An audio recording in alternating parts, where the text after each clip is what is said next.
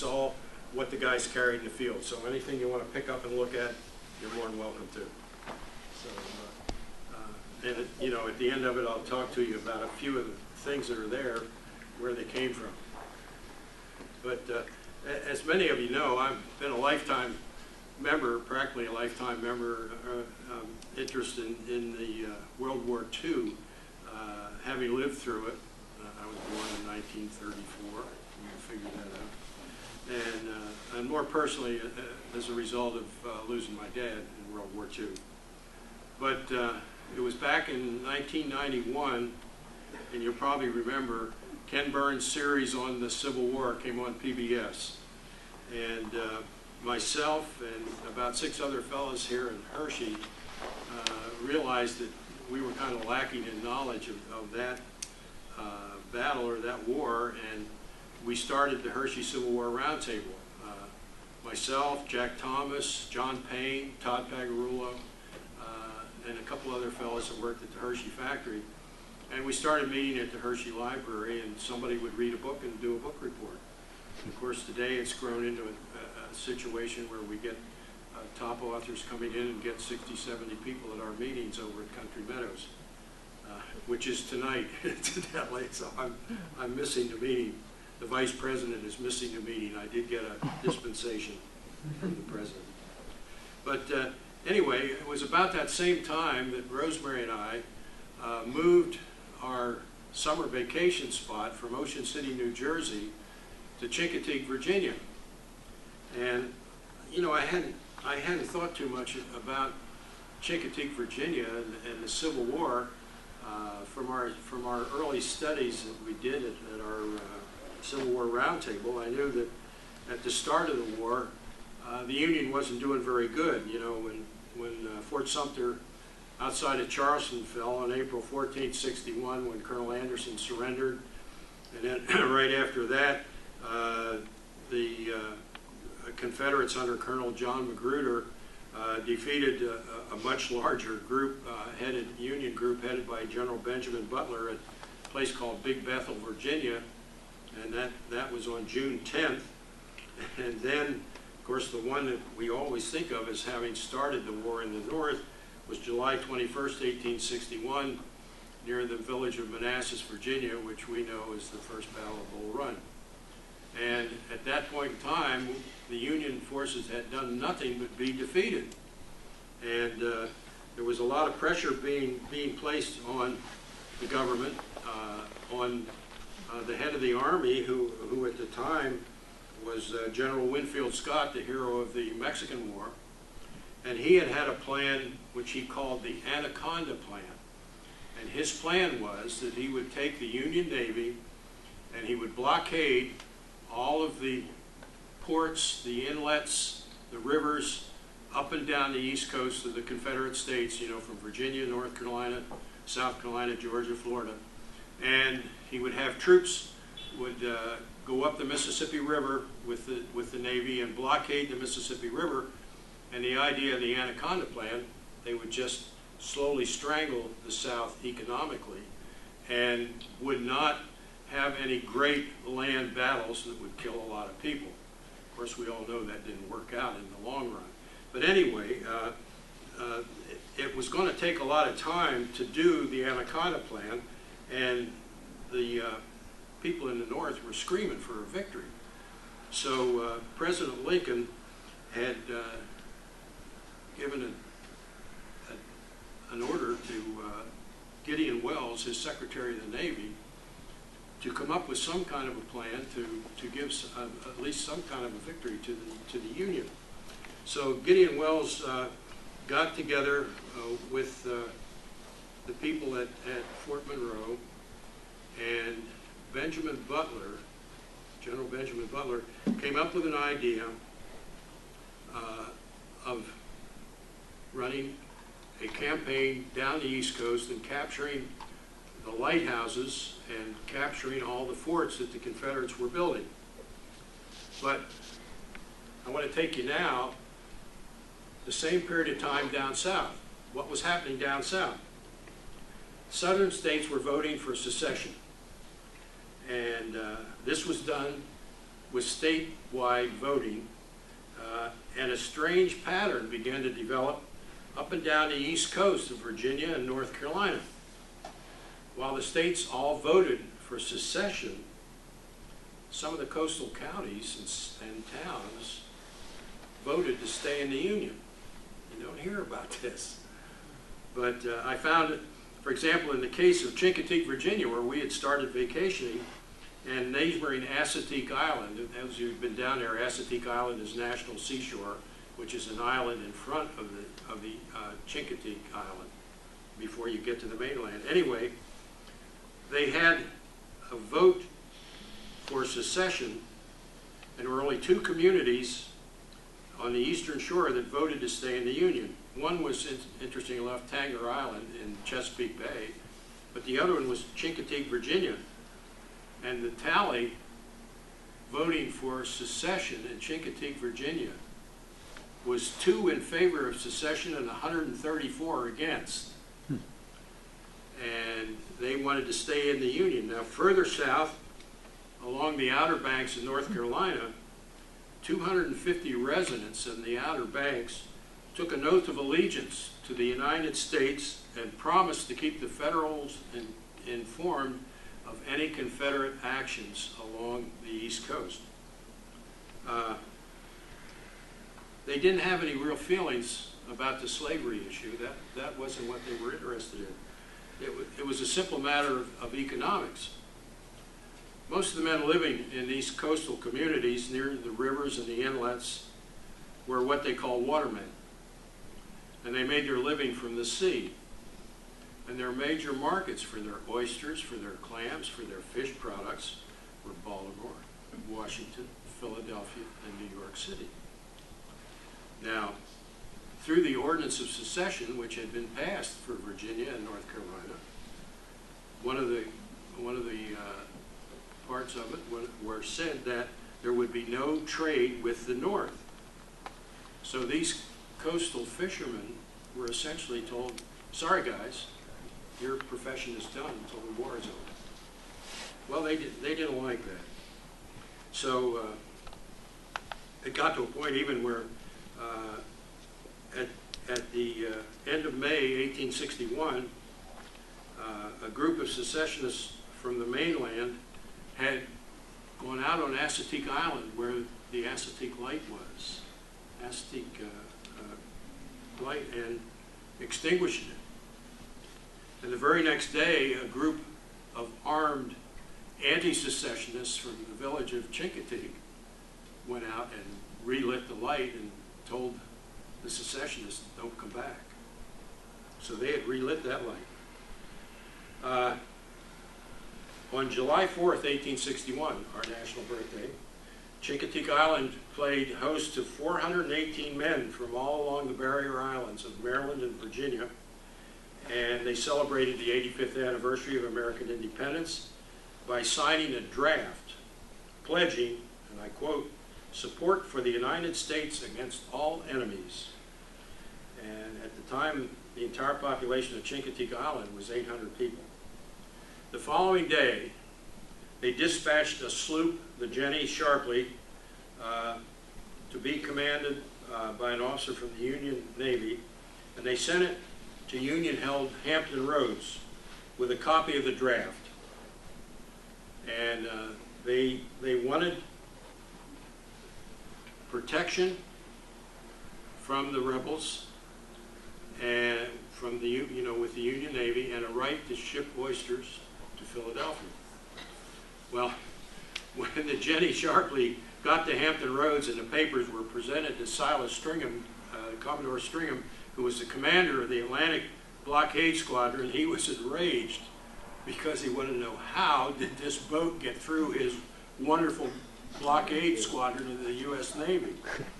And he was very slow in responding to the concerns of the fishermen in Ocracoke, in Chincoteague. Edward Donaldson, who was the naval commander in Philadelphia at the time, he appealed to Stringham and to grant what he called, quote, immediate protection for the loyal residents of Chincoteague. the matter finally got to President Lincoln's desk on September 2nd, and he granted the captains of Chincoteague the right to trade with northern ports. The protection that they had requested finally came on September 30th, 1861, with the arrival of the Union gunboat Louisiana at Chincoteague Inlet, which began actions against the rebels in the area almost immediately. One of the things that happened immediately, no license to operate a boat, catch oysters, or ship one's produce could be had unless they signed an oath of allegiance to the Union. And on October 15, 1861, no less than 134 Ocracoke watermen took that oath in the presence of the officers of the U.S. Navy. And the Union occupation of that coastal area continued. And in New York City, I love this, along South and Fulton Streets, vendors were advertising patriotic Chincoteague oysters.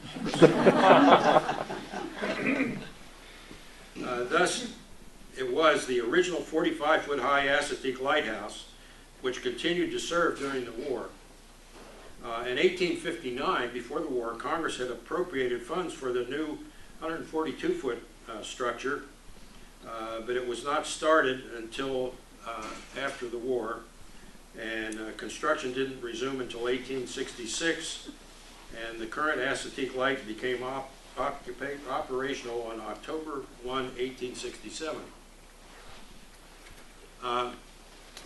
If you look at the map of the coast of North Carolina, I've got one up here you can take a look at later, you see that it's indented with the Currituck, the Albemarle, the Pamlico, the Core, and Bogue Sounds. And most of the rivers on that coastal plain empty into these bodies of water.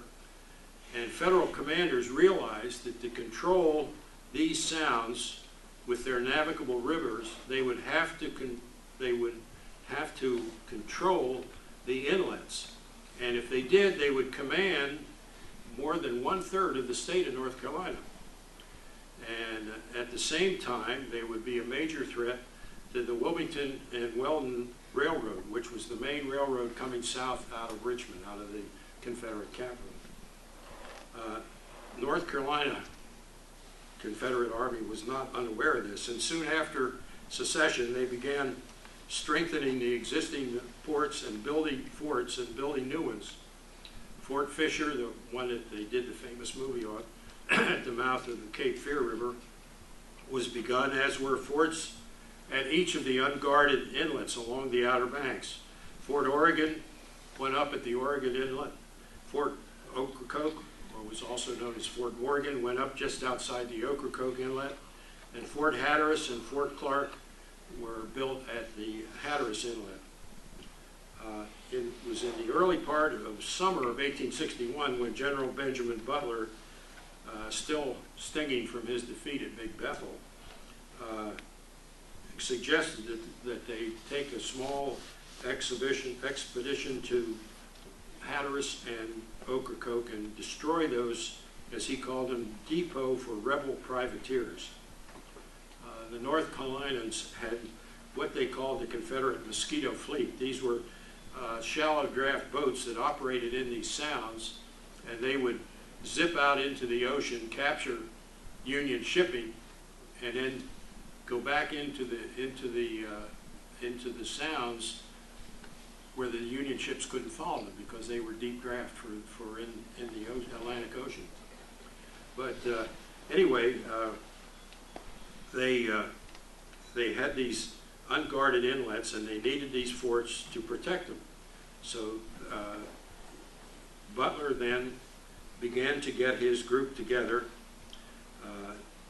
He made his presentation to the Navy Department, and they agreed that it was a good idea. And he put together a joint Army-Navy expedition against Hatteras, with General Butler heading it, and Commodore Silas Stringham commanding the Navy contingent.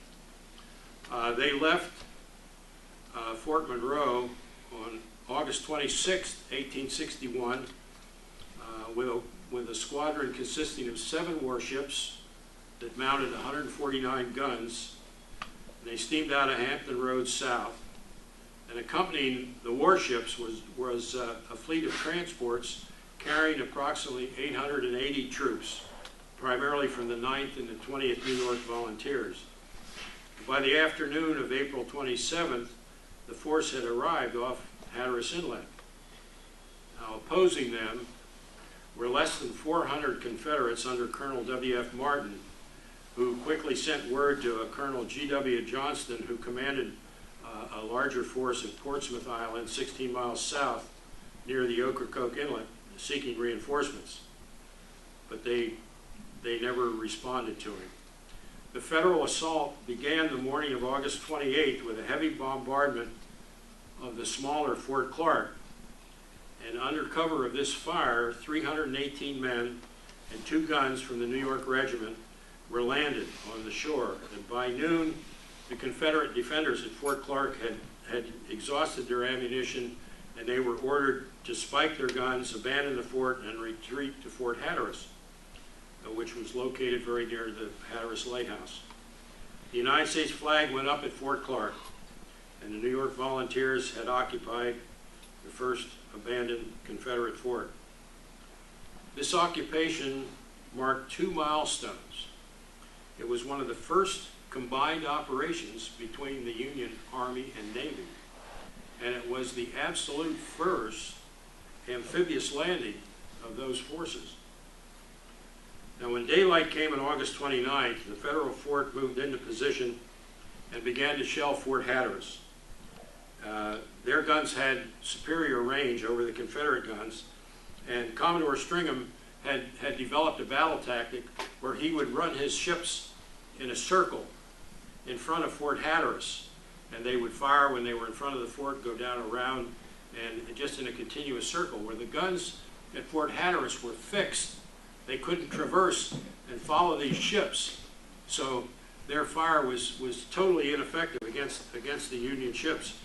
And by noon, the Confederate defenders had run out of ammunition, and Commodore Samuel Barron, the chief of Confederate coastal defenses, threw up the white flag and surrendered the fort, and along with it, the Hatteras Lighthouse. In the north, news of this victory was received with great rejoicing, coming so soon after the defeat at Bull Run. And it increased northern morale considerably, giving the Union its first major victory of the Civil War.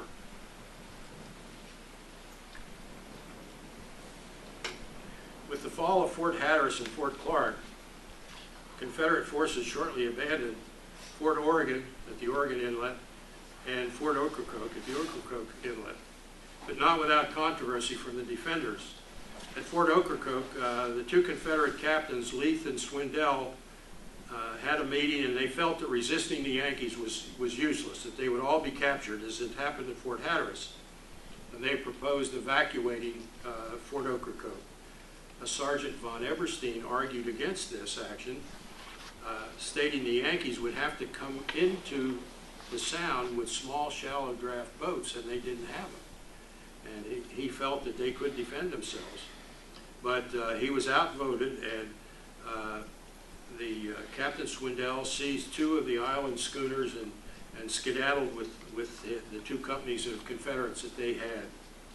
And Sergeant von Eberstein wouldn't go. He was totally disgusted. He kept a few men remaining with him, and they did their best to destroy, burn, and otherwise dismantle the fort. They spiked the guns and broke the trunnions so that they would all be useless. For those of you that don't know what that means, if you spike a gun, you put in an oversized powder charge and set it off, and it blows the gun up. The other thing is, if you'll notice, if you see pictures of these guns, the barrels have those round things on the sides, which allows them to be put into a gun carriage.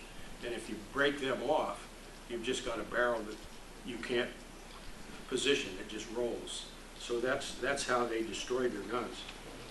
A small expedition of Union forces landed at Fort Ocracoke on September 16th and completed the destruction and burned what was left by the Confederates. Now, north of Hatteras, at Fort Oregon near the Body Island Light, a council of war resolved to evacuate the place and remove the guns to Roanoke Island, which was further up the Outer Banks. They justified their decision on the grounds that with Hatteras and Ocracoke in federal hands, enemy steamers were in Palmico Sound coming in behind them, and it would not be possible to hold out for any length of time. So they tried to remove their guns to Roanoke Island, but they didn't have a lot of luck. They spiked a few of them, but some of them they lost overboard on their ships. But they burned the barracks and they blew up the Body Island Lighthouse. The loss of these defenses guarding the inlets to Albemarle and the Palmico Sounds was a serious blow to the Confederacy, and it provided the enemy with a base of operations against eastern North Carolina, and at the same time eliminated the Sounds as a rendezvous for the Confederate Mosquito Fleet, even though they were shallow draft. Now, Colonel Rush C. Hawkins, who General Butler had left in charge of Fort Hatteras and the Hatteras Lighthouse when he returned to Fort Monroe, was concerned that the Confederates who occupied Roanoke Island at the north end of Palmico Sound were consolidating their forces, and their plan was an extensive offensive operation against the troops that were occupying Hatteras.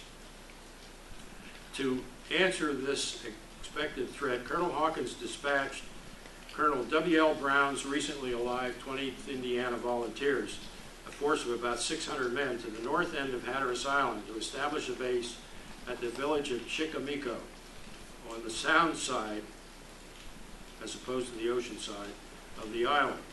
And they arrived there near the end of September of 1861. On October 1st, the Union armed tug Fanny steamed north on Palmico Sound, carrying supplies for Colonel Brown's 20th Indiana. And at the same time, Colonel A.R. Wright, who was the senior Confederate commander on Roanoke Island, had been working on a plan to capture one of these federal gunboats that were now operating on the Sound. And he wanted to get one of them off the coast of Chicamico. He felt capturing such a vessel, he would hope to learn what the Union's intentions were. Making use of some of the ships of the Mosquito Fleet, the Confederates were lying in wait for the Fanny when she dropped anchor to unload supplies for the Union forces on Chicamico. And the Fanny was quickly captured, the supplies were taken over, all the supplies that were needed by the 20th Indiana, who were down to 1 day's rations. From Union prisoners, Colonel Wright learned of the large Union encampment at Chicamico, which he interpreted as the establishment of a base camp for further action against his Roanoke Island. And in spite of the bad news, the Confederates did log the capture of the Fanny, the first such capture of a Union warship by the Confederacy in the Civil War.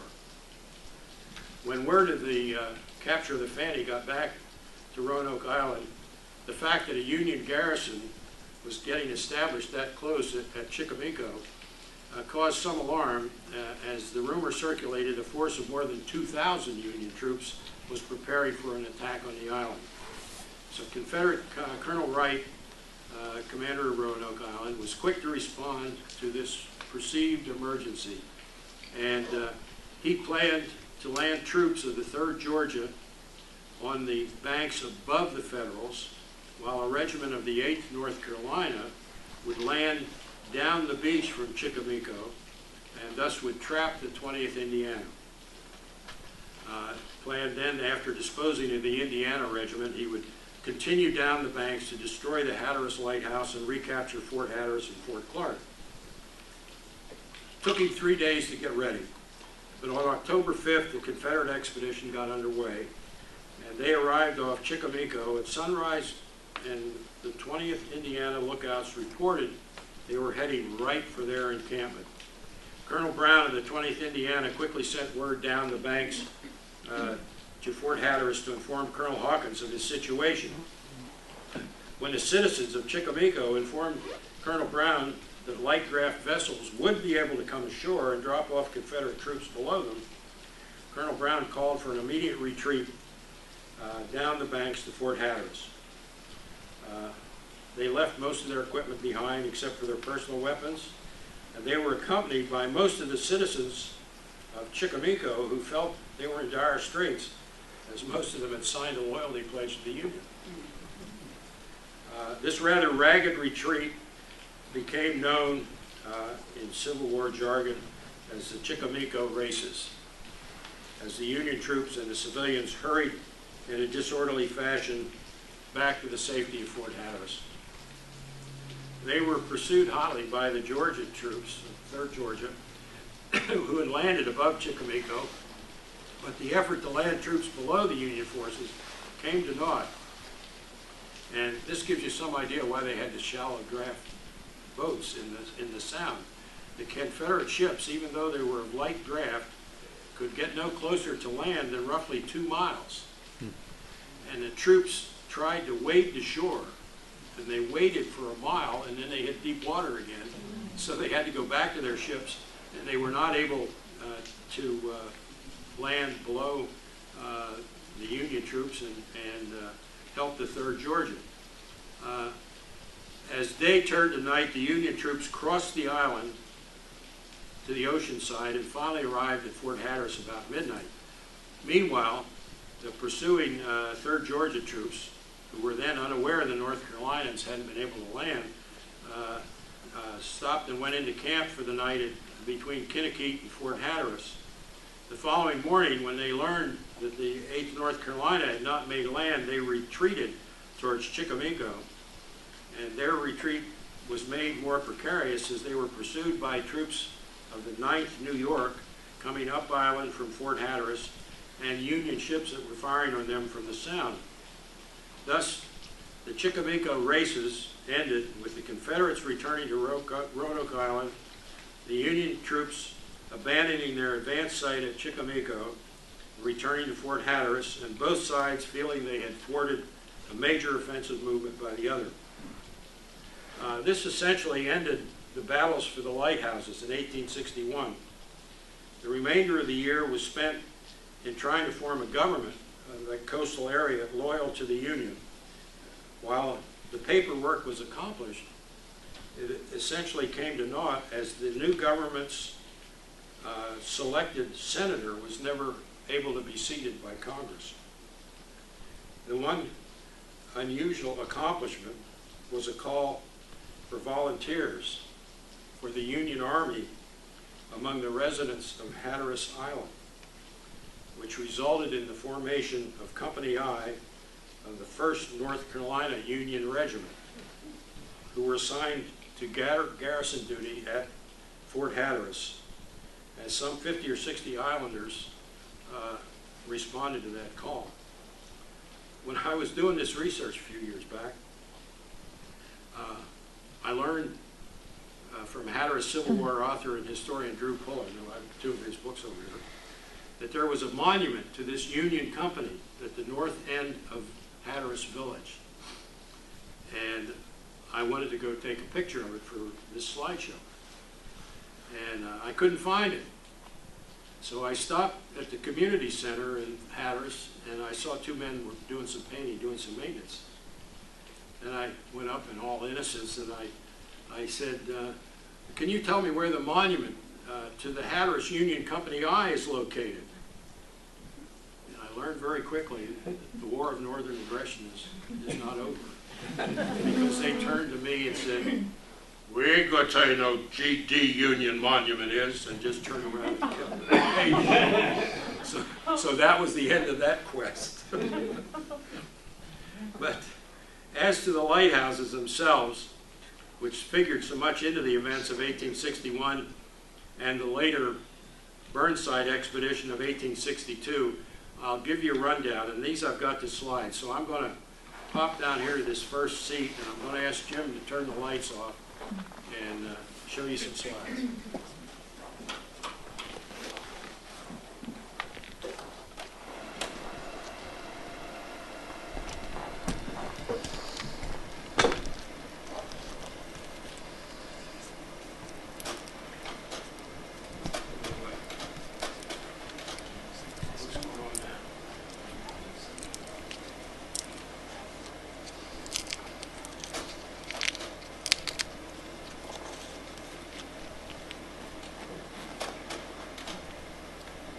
You need some light bulb? There we go. There's your Outer Banks. This is what it looks like all the way from Hatteras practically up to Chesapeake Bay. Your Outer Banks average probably anywhere from 1/3 to 1/2 mile wide. So, you know, when you're talking about going up and down those banks, it's not a lot. Our first stop is the lighthouse at Assateague Island. And this is the one that was built finished up in 1867 after the war.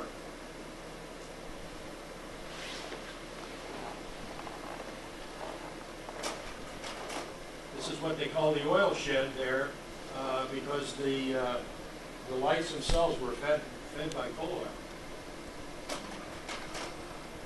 That's the light as it exists today. They're slowly, one by one, being repainted. The Assateague hasn't gotten its new coat of paint yet.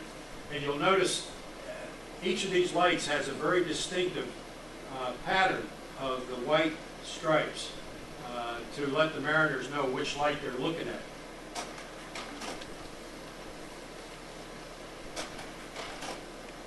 This is what it looks like looking up the middle of it, with the steps running up.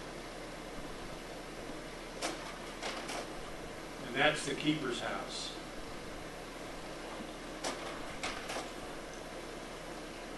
And there was a small village built around the lighthouse, which again mostly watermen who worked right off of Assateague Village into the Atlantic Ocean. And it had a French Fresnel lens, and that's the brass plaque on it. It was made in Paris. As you can see, that one was made in 1866. And if you want to take a look at it, there it is, and it's in the Oyster Museum in Chincoteague. You know, they developed this thing with all of these reflectors with the lights inside of it. Apparently it worked pretty well because almost all the lights up and down the East Coast had these Fresnel lenses. Now we're going back out on the Outer Banks, and we're coming south to Fort Monroe, which is where Butler's expedition started from. Interestingly enough, Fort Monroe, up until this past year, up until 2013, was the headquarters for TRADOC, which was the Army's big intelligence group. But it has now been abandoned. I've been told that the grass is high and nothing is being used there anymore. It had a great museum, which we visited, and this is what the fort and the moat looks like.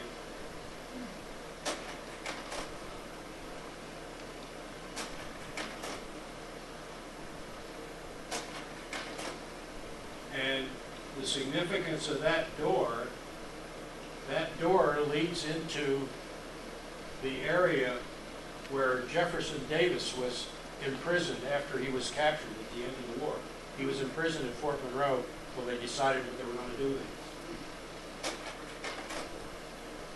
And before the Civil War, one United States Army officer by the name of Robert E. Lee was in charge of that fort. And that was where he lived.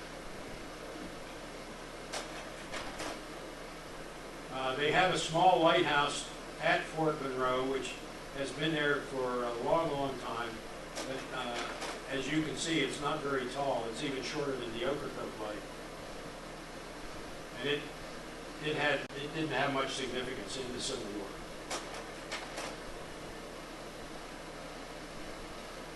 No, I didn't really find that Civil War gun in the sand. I thought that made kind of a neat picture.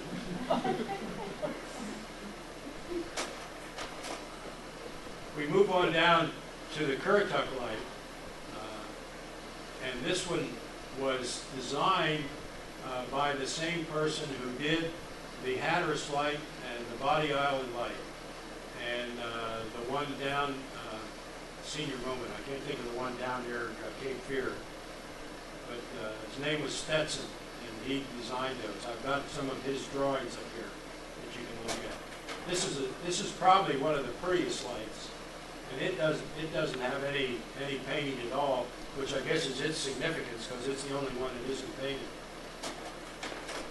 That's its keeper's light, and there's a postcard up here on the table of that keeper's house back about the time of the Civil War, or right after it, and there is absolutely nothing around it. It's just totally barren. Are there people living in those homes? Yes, there are people living in them. They're let's see, national. I think they're Coast Guard now. This is the Body Island light, which is looking very pretty now.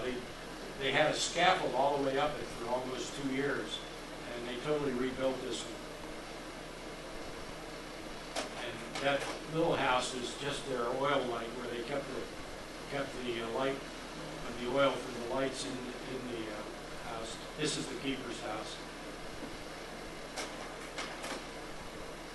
Now we're getting down to the Hatteras, and this is the monument for Fort Clark. This was the little one at the Hatteras Inlet that only lasted for about 5 or 6 hours when the Union forces arrived. And this is at the graveyard of the Atlantic Museum in Hatteras, which is a great museum if you ever get down to see that. They moved after the I'm not sure which hurricane it was. They had some of these monuments scattered around, and like the one for the Union Company, they even lost it for a while. It got washed away, and they found it. But they moved most of these into the parking lot area at the graveyard of the Atlantic Museum in Hatteras. There's the one for the bombardment of Fort Hatteras. And in the background, you can see where that pickup truck is on the left. That is the graveyard of the Atlantic Museum behind it there. This is the base for the Cape Hatteras light that was there until, was it 2012, I believe it was, that they moved it. If you go up over that dune, you're in the water in less than 50 yards. And when that lighthouse was built, it was a half a mile from the ocean. And they were afraid, apparently they were beginning to see some seepage at the base. And they came in there, they built a railroad from this site a half a mile back, and they came in and lifted the lighthouse and put it on steel girders, and it took 23 days to move it back to where it's located now. There it is now. You see the different candy stripe type of markings on that one to identify the Cape Hatteras light. There it is. It has a very extensive base. I just can't imagine how they moved that thing, but it was, you know, it was quite an engineering marvel that they were able to do it. I mean, if you've ever tried to balance a baseball bat, you can get some idea of what they were dealing with. And that's the keeper's house at the Cape Hatteras light.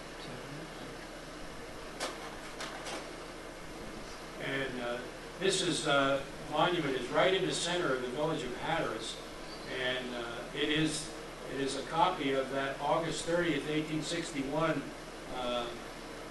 appeal that they made to the powers that be at Fort Monroe, that they wanted protection.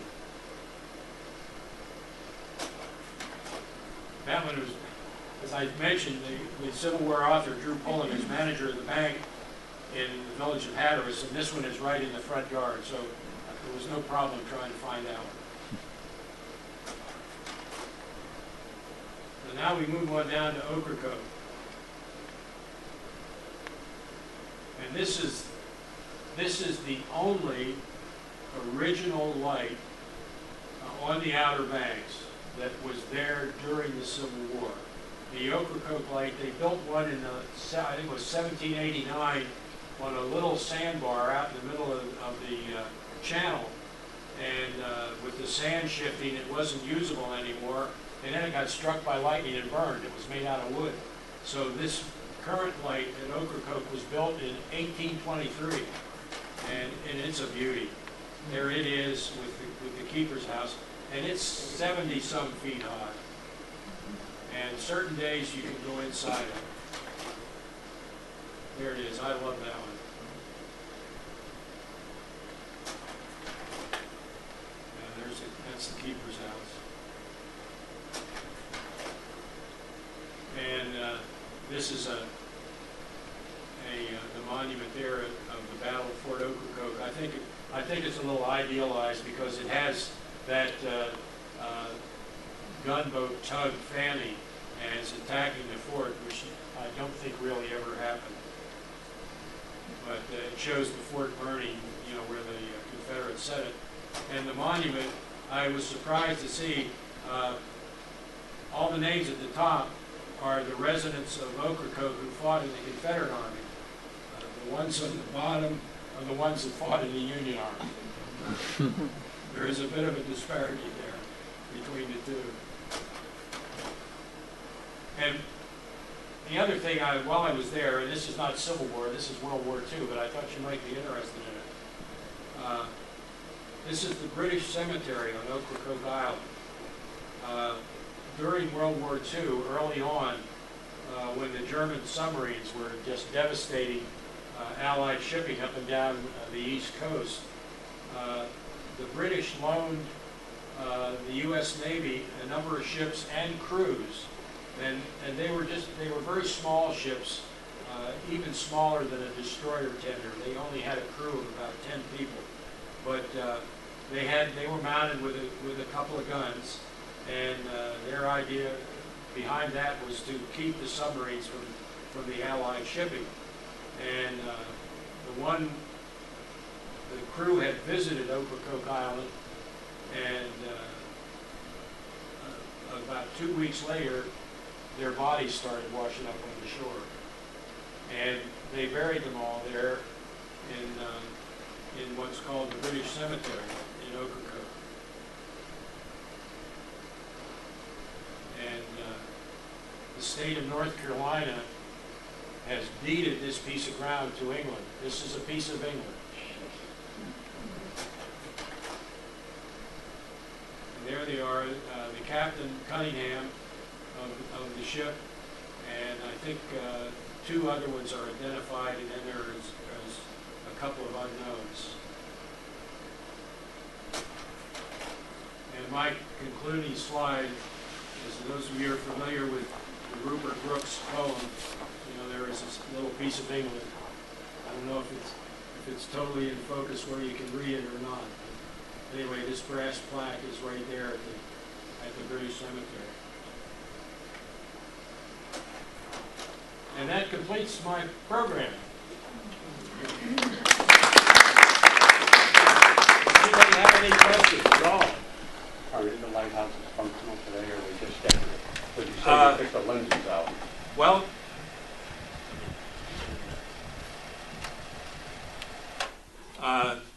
they're mostly decorative. They have modern lights in them now. The French lenses have been taken out.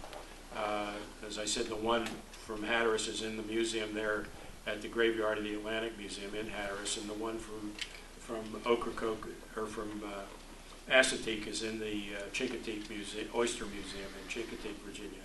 But a couple of them were destroyed, and they had to put new lights in, you know, when the Union recaptured the lighthouses. But I mean, like the Ocracoke light, you know, when we're down there in the summertime, we see it. It still operates. But I would question how effective they really are now, and whether they really need them. Anybody else? Yes, sir. You raised an interesting thought.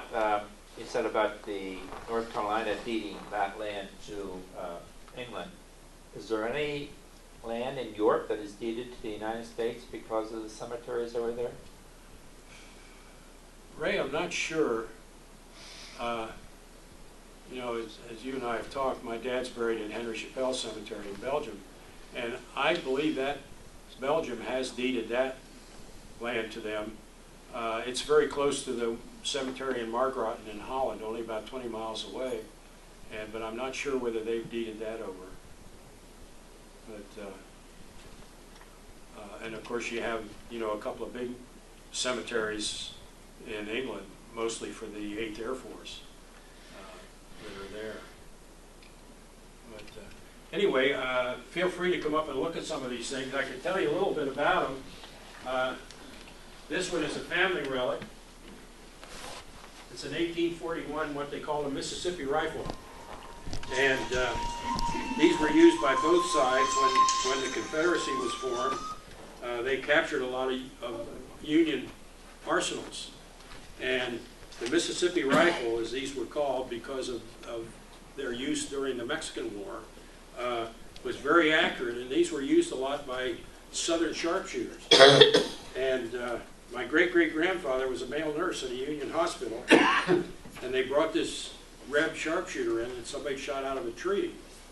And he triaged him and kept him going, and somehow he still had access to his rifle, and he gave it to my great-great-grandfather, but not till he carved W.W. Smith, CSA, Confederate States of America, to the side of it. Last offer I had on that was $1,700, but it is not for sale. The other one over here is a model 1816 rifle. This particular one, they made this from 1816 through 1841, and this one was made in 1822, but it was still being used. These were originally flintlock, you know, the ones that had the little piece of stone and made the spark, but they were converted to the percussion caps and were used, there we go. They were used all the way through the Civil War again by both sides because they captured a lot of them. One of the things that happened, like is going down on now, you know, we're sending arms to Iraq and Afghanistan. Well, during the Civil War, the British and the French took advantage the same way.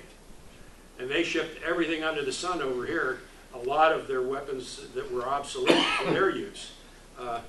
This is a British Navy boarding cutlass that came out of Virginia. These were made from 1840 to 1860, so when the Civil War started, they were obsolete. And they sold a bunch of these to the Confederate Navy and to the Union Navy. This one, I don't know how many of you folks might have known him. This came out of Dr. Fred Binder's collection, former president of Juniata College. He was a friend of mine. I admired this for years, and when he passed away, I was able to get it. Bill, do you know how much they sold those for back then to us? There's a tough one. No, I don't. You just wonder, like, well, This is a, they don't really call it a sword. This is Union artillery. It has the cross cannons on it.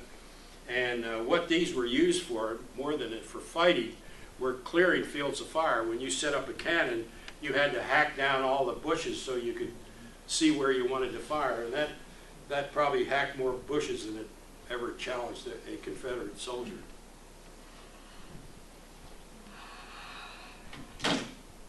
This is a bayonet for an 1863 Springfield U.S. This one has U.S. on it. And I'd love to have an 1863 Springfield, but haven't got one. Continuing with the idea of the foreign countries selling us arms, this is a French La Fachot pinfire revolver. What's a pinfire? You probably all know what a cartridge looks like with the brass case with the bullet on the front. We'll picture that brass case with a bullet with just a little tip coming up out of it, made out of copper, and it was filled with fulminate of mercury. And that stuck up through this little hole here, and the hammer did not hit the end of the cartridge. It came down on the top of the cartridge and set it off that way. And France sold these to both the Union Army and the Confederate Army. This one came out of Southern Virginia, so I figure this was with the Confederate Army. What was that called? Don't ask me to spell it, but it's La Fachot. I've got a book here that would probably show you. But you loaded your cartridges in the side of it there.